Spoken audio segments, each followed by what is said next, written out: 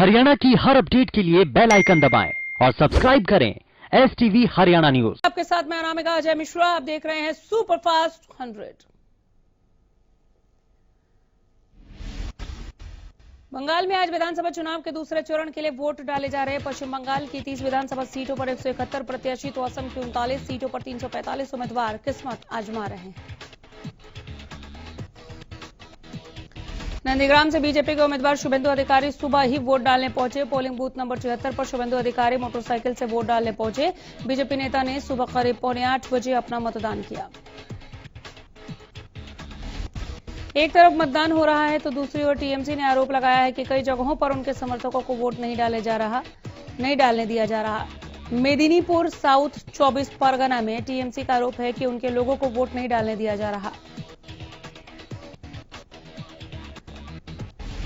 प्रधानमंत्री नरेंद्र मोदी ने भी आज सुबह ट्वीट कर असम और बंगाल के लोगों से अधिक संख्या में मतदान करने की अपील की है।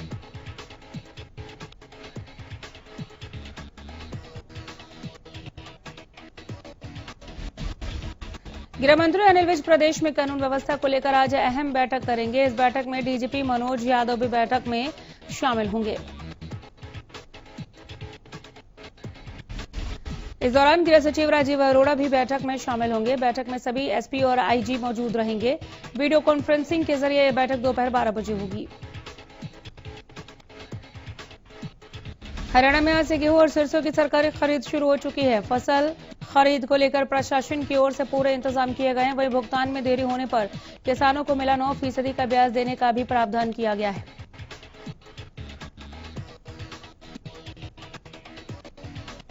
सरकार का दावा है कि किसानों को उनके गेहूं का भुगतान 48 घंटे के भीतर कर दिया जाएगा।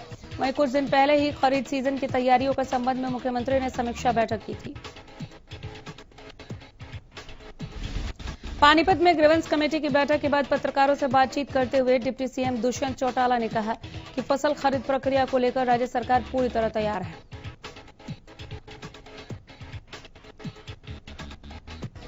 डिप्टी सीएम ने कहा कि इस बार राज्य सरकार सबसे ज्यादा 6 फसलों को एमएसपी पर खरीद रही है और आने वाले समय में हमारा प्रयास रहेगा कि किसानों के फायदे के लिए इसे बढ़ाकर 10-12 फसलों को एमएसपी पर खरीदा जाए।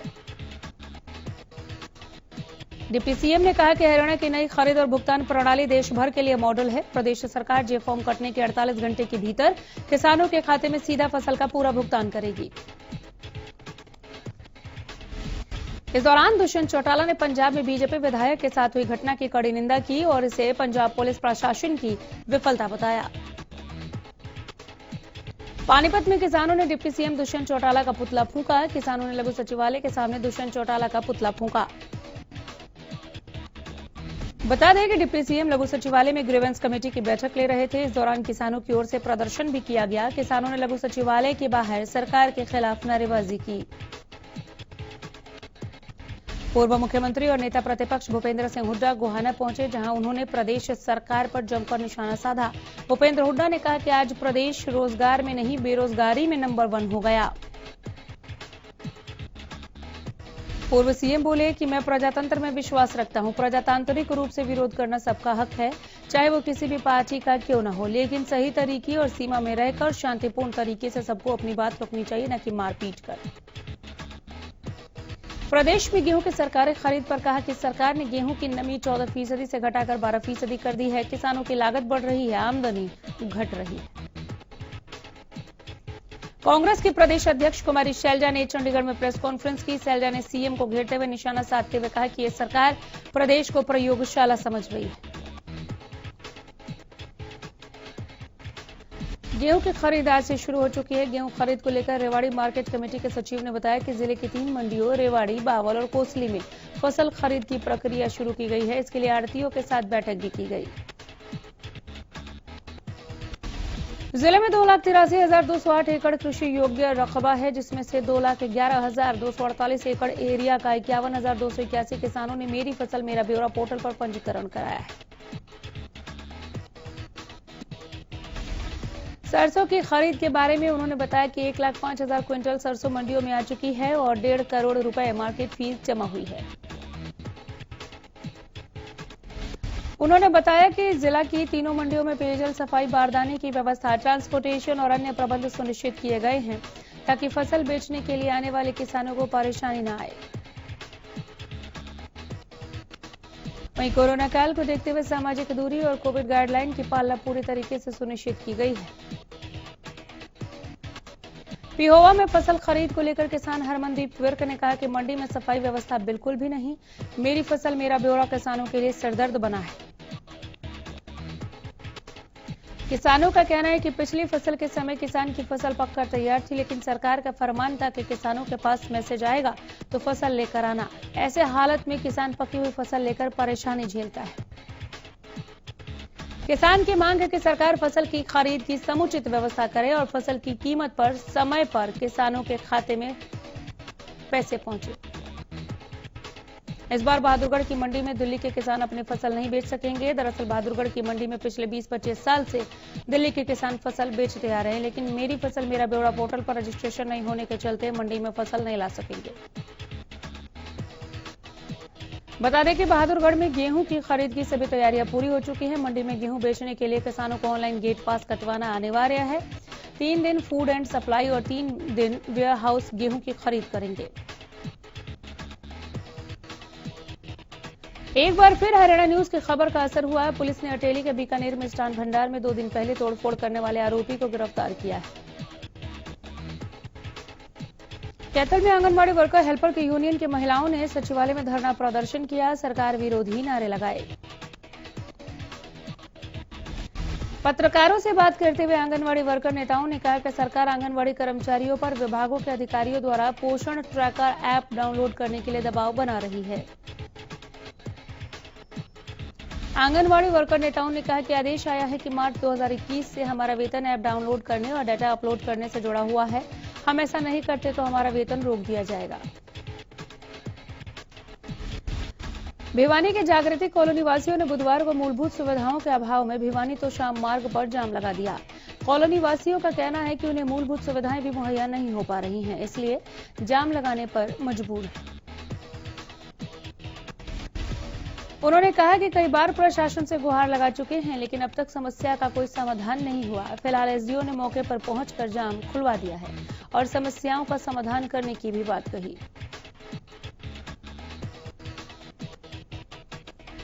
आउटसोर्सिंग के तहत नौकरी पर लगे स्वास्थ्य कर्मियों में नौकरी जाने का डर बना हुआ है। 1 अप्रैल से नया टेंडर शुरू होना है और नया ठेकेदार पुराने कर्मियों को बाहर का रास्ता दिखा सकता है। इसी को लेकर सीएचसी स्वास्थ्य कर्मचारियों ने नेहरू पार्क में इकट्ठा होकर प्रदर्शन किया और भिवानी सीएमओ को स्वास्थ्य मंत्री के नाम ज्ञापन सौंपा। इन कर्मचारियों की यह मांग है कि उन्हें नौकरी से ना हटाया जाए। इनका साफ कहना है कि अगर उनकी मांगों को नहीं माना गया तो प्रदेश स्तर पर आंदोलन किया जाएगा।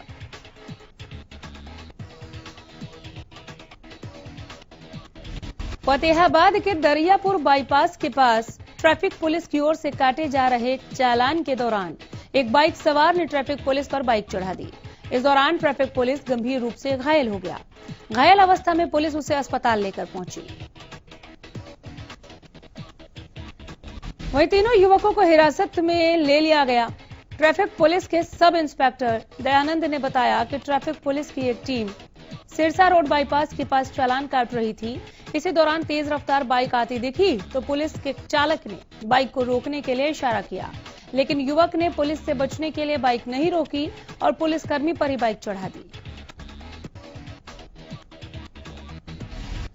प्रदेश में लगातार कोरोना के मामले बढ़ते ही जा रहे हैं।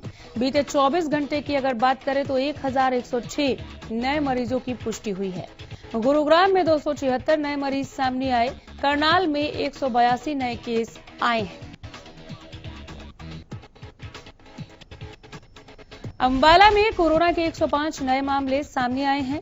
जींद में 98 नए मामले सामने आए। इसी के साथ पंचकुला और यमुनानगर में 93 नए केस कोरोना संक्रमण के सामने आए हैं। प्रदेश में एक दिन में कोरोना से 8 लोगों की मौत हो चुकी है। इसी के साथ प्रदेश में अब तक 3155 मरीजों की मौत हो चुकी है। हरियाणा में अब तक कुल 2,90,800 केस सामने आ चुके हैं। वहीं एक दिन में 809 मरीजों ने कोरोना को मात दी। अब तक 2,77,000 से ज्यादा मरीज ठीक हो चुके हैं। सिरसा के स्कूलों में एक बार फिर से कोरोना ने दस्तक दे दी है। सिरसा जिले के 2 स्कूलों के 5 स्टूडेंट्स कोरोना संक्रमित हुए। नूह के नगीना होडल मार्ग पर एक दुकान के निर्माण के दौरान बड़ा हादसा हुआ। दरअसल दुकान निर्माण के लिए नींव की खुदाई की जा रही थी। उस दौरान बराबर में खड़ी 20 फीट की दीवार अचानक गिरने से 3 मजदूर दब गए।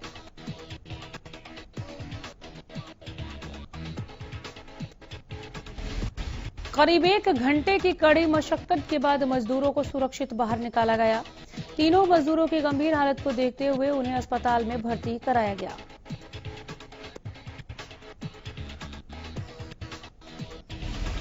पुन्हाना थाना प्रभारी संतोष कुमार ने बताया कि सूचना मिलने के तुरंत बाद मौके पर मजदूरों को बाहर निकाला गया। उन्होंने कहा कि शिकायत मिलने के बाद कानूनी कार्रवाई की जाएगी।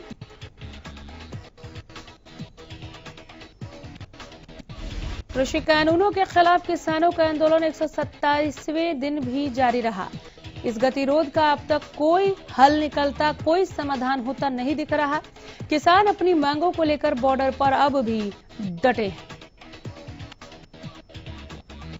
सिंघू बॉर्डर पर किसानों का आंदोलन लगातार जारी है। इसी बीच संयुक्त किसान मोर्चा ने बुधवार को फिर से प्रेस कॉन्फ्रेंस की। प्रेस कॉन्फ्रेंस में किसान मोर्चा की तरफ से कई अहम फैसले लिए गए। संयुक्त किसान मोर्चा की तरफ से सबसे बड़ा फैसला लिया गया है कि मई के पहले सप्ताह में किसान संसद कूच करेंगे। किसान नेताओं ने बताया कि उनका ये संसद मार्च शांतिपूर्ण रहेगा। इसके अलावा वो 10 अप्रैल को केएमपी भी जाम करेंगे। यहां किसान 24 घंटे के लिए जाम लगाएंगे। किसान नेताओं ने कहा कि 13 अप्रैल को खालसा दिवस भी मनाएंगे। इसके अलावा 14 अप्रैल को डॉक्टर भीमराव अंबेडकर की जयंती पर संविधान बचाओ दिवस मनाया जाएगा। कृषि कानूनों के खिलाफ बीजेपी नेताओं के विरोध का सिलसिला थमने का नाम नहीं ले रहा। ताजा मामला गुलाचीका के गांव सैर का है, जहां बीजेपी नेता के विरोध का वीडियो वायरल हो रहा है। दरअसल बीजेपी नेता गांव में एक शोक सभा में शामिल होने पहुंचे थे, लेकिन किसानों को इसकी भनक लगी। खबर मिलते ही वो पहुंचे और शांतिपूर्ण तरीके से बीजेपी नेता का विरोध करने लगे।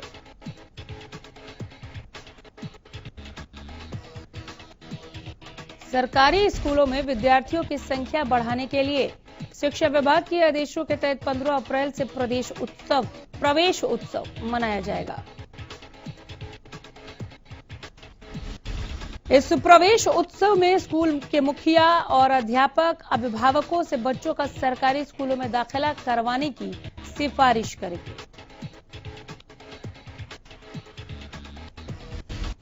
प्रवेश उत्सव हर वर्ष सरकारी स्कूलों में विद्यार्थियों की संख्या बढ़ाने के लिए मनाया जाता है। ऐसे में उन स्कूलों में बच्चों की संख्या बढ़ाने में जोर दिया जाता है जिन स्कूलों में बच्चों की संख्या बेहद कम होती है।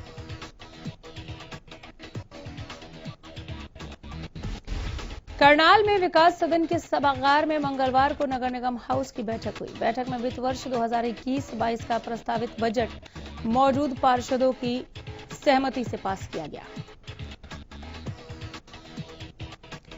बैठक की अध्यक्षता महापौर रेणुबाला गुप्ता ने की। बैठक में नगर निगम आयुक्त विक्रम भी मौजूद रहे। इस दौरान महापौर रेणुबाला गुप्ता ने बताया कि सभी वार्डों में विकास कार्यों के लिए धनराशि की कोई कमी नहीं रहेगी। अंबाला में मौजूद सरकारी विभाग इन दिनों बिजली बिल से बेखबर नजर आ रहा है। एक रिपोर्ट के मुताबिक इस बात का खुलासा हुआ है कि अंबाला में लाखों के बिजली बिल बकाया है।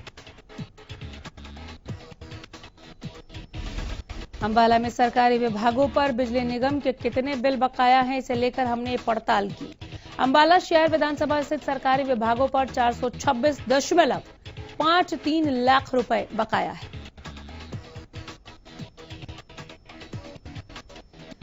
बिजली बिल की इस फहरिस्त में सबसे ज्यादा बकाया पब्लिक हेल्थ सेक्टर का है। पब्लिक हेल्थ पर 201.50 लाख रुपए बिजली बिल बकाया है। बल्लभगढ़ के राजा नाहर सिंह में रह रहे स्थानीय लोगों ने ओयो होटल हटाने की मांग की है। स्थानीय लोगों का कहना है कि ओयो होटल के अवैध गतिविधियों के चलते उन्हें भारी परेशानी का सामना करना पड़ रहा है। लोगों का कहना है कि हमने इस बात की शिकायत पुलिस से कई दफा की, लेकिन पुलिस की ओर से कोई कार्रवाई नहीं की जा रही।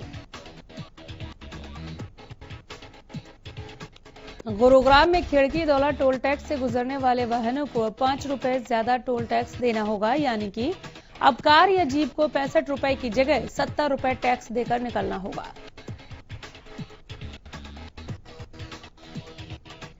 आपको बता दें कि प्रदेश का सबसे बड़ा औद्योगिक क्षेत्र आईएमटी मानेसर का रास्ता भी इसी टोल से होकर गुजरता है। इसी वजह से इस टोल पर बड़ी संख्या में वाहनों की आवाजाही लगी रहती है। ऐसे में अब जो लोग हर दिन यहां से गुजरते हैं उनकी चिंताएं बढ़ गई।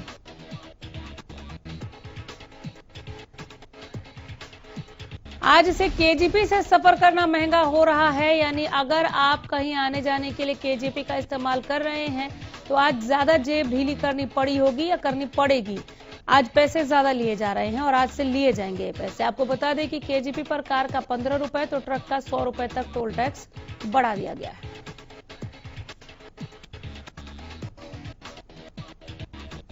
एनएचएआई ने टोल टैक्स बढ़ाने की सूची को जारी कर दिया था।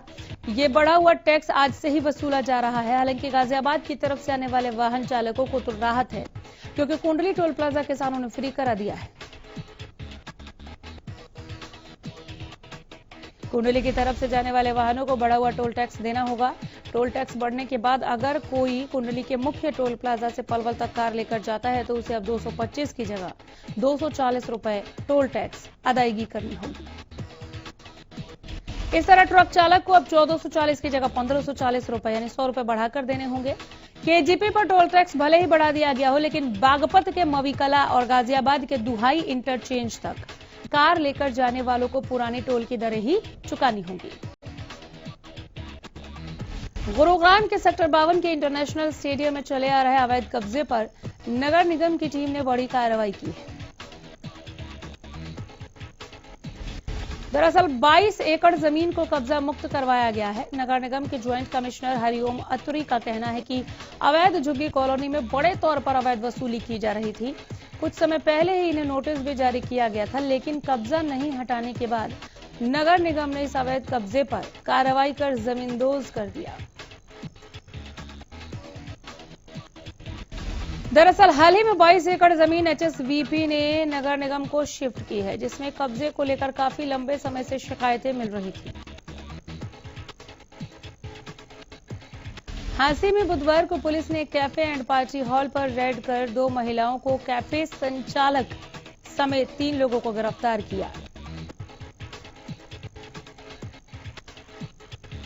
महिला थाने के एसएचओ पुष्पा सिहाग ने बताया कि उन्हें खबर मिली थी कि एसडी महिला कॉलेज के सामने रोड पर कैफे एंड पार्टी हॉल पर पिछले कुछ दिनों से गलत काम हो रहे हैं, इसलिए रेड डाली गई। उन्होंने बताया कि सूचना के आधार पर मौके पर पहुंची पुलिस ने कैबिनों से महिलाओं और पुरुषों को गिरफ्तार किया। फतेहाबाद के पास बस स्टैंड के पास बुजुर्ग महिला से बदमाश सोने का ताबीज खींचकर फरार हो गए। बदमाश वहां लगे सीसीटीवी में कैद हुए। महिला की शिकायत पर पुलिस ने मामला दर्ज कर लिया है, तलाश शुरू कर दी है आरोपी की। फतेहाबाद पुलिस ने बड़ा खुलासा किया। गुरुग्राम के फरुखनगर दोहरे हत्याकांड में शामिल गिरफ्तार युवक। अवैध हथियार के साथ युवक को पुलिस ने गिरफ्तार किया था। पंचकुला में युवकों के हुड़दंग और मारपीट का वीडियो वायरल हो रहा है। मनसा देवी मंदिर के पास बनी दुकान में मारपीट की गई। जबरदस्त मारपीट हुई। युवकों ने दुकानदार के साथ लूट भी की है। आरोपियों की तलाश कर रही है पुलिस। सिरसा के बेगू रोड पर एक घर में महिला ने फांसी लगाकर अपनी जीवन लीला समाप्त की। जानकारी के मुताबिक महिला मानसिक रूप से परेशान थी। खबर मिली तो मौके पर पुलिस पहुंची, शव को कब्जे में लिया, आगे की कार्रवाई में जुटी। महर्षि दयानंद विश्वविद्यालय के बाथरूम में एक युवक का शव मिलने से सनसनी फैल गई। बता दें कि युवक रोहतक के बहु अकबरपुर गांव का रहने वाला था। दरअसल बुधवार को गार्ड ने बाथरूम की कुंडी तोड़ी तो देखा कि युवक मृत अवस्था में पड़ा है, जिसके बाद पुलिस को खबर दी गई। युवक के पास से कई इंजेक्शन और नशे के संदिग्ध सामान बरामद किए। मृतक के परिजनों को मामले की सूचना दी गई। पुलिस अधिकारी का कहना है कि शव को पोस्टमार्टम के लिए पीजीआई में भेजा गया है, जांच चल रही है। सरकार ने बचत योजनाओं के ब्याज दर में कटौती के ऐलान को वापस लिया। वित्त मंत्री निर्मला सीतारमण ने आज सुबह एक ट्वीट करके जानकारी दी। सरकार का यह फैसला करोड़ों लोगों के लिए काफी राहत की बात है। आपको बता दें कि इसके पहले बुधवार को सरकार ने 1 अप्रैल 2021 से छोटी बचत योजनाओं पर ब्याज की दर को घटा दिया था। ब्याज दरों में कटौती का यह नोटिफिकेशन नए वित्त वर्ष की पहली तिमाही के लिए जारी किया गया था। वित्त मंत्री ने कहा कि अब सभी योजनाओं पर ब्याज दर वही रहेगी जो पिछली मार्च तिमाही में थी। वहीं इससे पहले सरकार ने बुधवार को जारी नोटिफिकेशन में कहा था कि सामान्य बचत खातों में जमा राशि पर ब्याज दर को 4% से घटाकर 3.5% सालाना कर दिया जाएगा। केंद्र सरकार ने पैन कार्ड को आधार कार्ड से लिंक कराने की तारीख बढ़ा दी है। सरकार ने आधार कार्ड और पैन कार्ड को लिंक करने के लिए 3 और महीने की मोहलत दी है। अंतिम तारीख अब 30 जून है। पहले ये तारीख 31 मार्च को रात 12 बजे खत्म हो रही थी। केंद्र सरकार ने अंतिम तारीख खत्म होने से महज चंद घंटे पहले ही लोगों को बड़ी राहत दी। कोरोना के चलते हो रही कठिनाइयों को देखते हुए आधार कार्ड को पैन कार्ड से लिंक करने की अंतिम तारीख 31 मार्च से बढ़कर अब 30 जून हो गई है। कोरोना वायरस के मद्देनजर 11वीं जूनियर महिला हॉकी नेशनल्स को टाल दिया गया। हॉकी इंडिया ने बुधवार को इसकी जानकारी दी। पहले यह टूर्नामेंट 3 से 12 अप्रैल के बीच झारखंड में प्रस्तावित था। बेनिन के 5 खिलाड़ियों को मैच शुरू होने से ठीक पहले कोविड-19 के लिए पॉजिटिव घोषित किया गया, जिसके बाद बेनिन का सिएरा लियोन के खिलाफ होने वाला अफ्रीकन कप नेशंस फुटबॉल प्रतियोगिता का क्वालिफाइंग मैच रद्द कर दिया गया। विश्व की नंबर 1 ऑस्ट्रेलियाई खिलाड़ी एशले बार्टी मियामी ओपन के सेमीफाइनल में पहुंच गईं। अब सेमीफाइनल में मियामी को 5वीं वरीयता प्राप्त यूक्रेन की एलिना स्वितोलिना से भिड़ना होगा। इंग्लैंड के सलामी बल्लेबाज जेसन रॉय आईपीएल 2021 में धमाल मचाते नजर आएंगे। बुधवार को सनराइजर्स हैदराबाद ने इस विस्फोटक बल्लेबाज को अपनी टीम में शामिल किया। बीसीसीआई 6 महीने में दूसरी बार आईपीएल का आयोजन करा रहा है, लेकिन अंपायर सहित 400 मैच अधिकारियों का तनख्वाह बकाया है। इन मैच अधिकारियों में अंपायर, स्कोरर और वीडियो एनालिस्ट शामिल हैं। दिग्गज संगीतकार बप्पी लहरी को कोविड-19 परीक्षण कराने पर कोरोना वायरस से संक्रमित पाया गया, जिसके बाद उन्हें मुंबई के ब्रीच कैंडी अस्पताल में भर्ती कराया गया है। बप्पी लहरी के प्रवक्ता ने इस बात की पुष्टि की। बॉलीवुड के ही मैन धर्मेंद्र ने सोशल मीडिया पर अपने पोते राजवीर के डेब्यू की घोषणा कर दी है। धर्मेंद्र के लिए इस खबर की घोषणा करना मुसीबत बन गया। लोग उन्हें जमकर ट्रोल कर रहे हैं। फिल्म अभिनेता अभिषेक बच्चन ने अपने निर्माणाधीन फिल्म 10वीं के आगरा शेड्यूल की शूटिंग बुधवार को खत्म कर दी। अभिषेक इस फिल्म में एक बहुत ही रोचक किरदार में दिखने वाले हैं। फिल्म के बाद अभिषेक जॉन अब्राहम के साथ नजर आएंगे। एक्ट्रेस कंगना रनौत की फिल्म थालाइवी 23 अप्रैल को सिनेमाघरों में रिलीज होने वाली है। फिल्म का पहला गाना चली चली 2 अप्रैल को रिलीज किया जाएगा। इसकी जानकारी खुद कंगना रनौत ने अपने इंस्टाग्राम हैंडल से साझा की। बॉलीवुड की कुछ एक्ट्रेसेस सोशल मीडिया पर काफी एक्टिव रहती हैं और आए दिन सोशल मीडिया हैंडल से तस्वीरें साझा करती रहती हैं। इसी बीच एक्ट्रेस श्वेता तिवारी, तारा सुतारिया और वाणी कपूर ने अपने इंस्टाग्राम हैंडल से अपनी तस्वीरें साझा की हैं, जो फैंस को काफी पसंद आ रही हैं।